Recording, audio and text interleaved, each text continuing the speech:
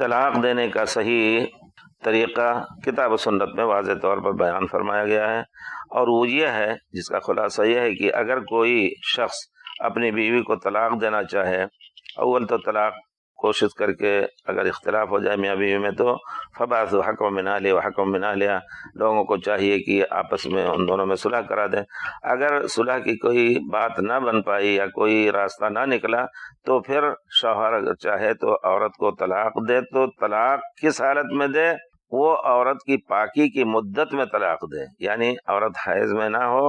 اور وہ پاک ہو گئی ہو اور اس پاکی میں عورت سے ہم بستری نہ کیا ہو، اس پاکی میں صرف ایک طلاق دے، یعنی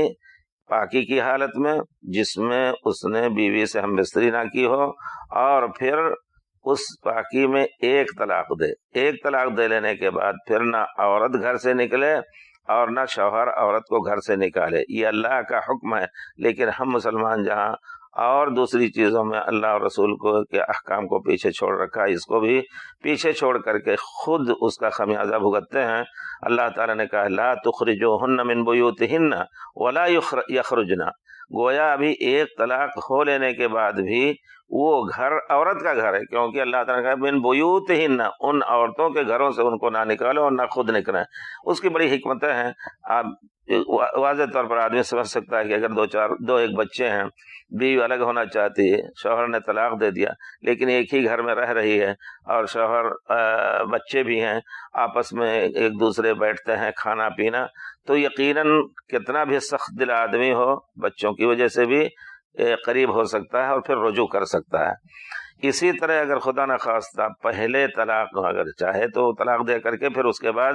گھر میں رہے گی، وہ رجوع کر سکتا ہے۔ رجوع کا طریقہ یہ ہے کہ جس طرح طلاق دیا اسی طرح کہہ دے کہ میں رجوع کرتا ہوں، اور پھر ہم بستری وغیرہ کر لے، یا صرف ہم بستری کر کے نیت یہ کرے کہ میں رجوع کر رہا ہوں، تو رجوع صحیح ثابت ہے۔ اس کے بعد پھر اگر نہیں رجوع ہو سکے تو دوسرا طلاق بھی حیض میں نہ دے۔ اب دیکھیے 1 مہینہ گزر گیا، عورت دوسرے مہینے میں داخل ہوئی،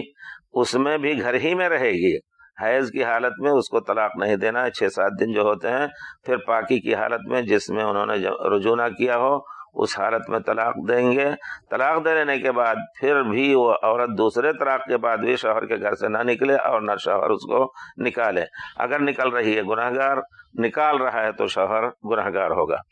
اس کے بعد اگر نہیں رجوع ہو سکے 2 طلاق کے بعد بھی تو حیض گزارنے تک عورت شوہر کے پاس رہے گی، اور پھر اس کو اگر رجوع کرنا ہے تو حیض کی حالت میں بھی رجوع کر سکتا ہے، نہیں تو پھر پاکی میں جب طلاق دے گا تیسرا طلاق، تو پھر اس کے بعد پھر اس عورت کو شوہر کے پاس رہنا جائز نہیں، کیونکہ اب حالت یہ ہو گئی ہے کہ وہ رجوع نہیں کر سکتا۔ پہلے طلاق کے بعد اگر وہ عدت گزر گئی تو بغیر کسی شبہے کے جا کر کے جس طرح نئی عورت سے منگنی کرتا ہے، وہ جا کر کے اس سے طلب کرے کہ میں تمہیں اپنے نکاح میں لانا چاہتا ہوں، نیا نکاح نیا مہر مقرر کر کے اور پھر گواہوں کے ساتھ اس کو واپس لا سکتا ہے بغیر کسی شبہے کے۔ جی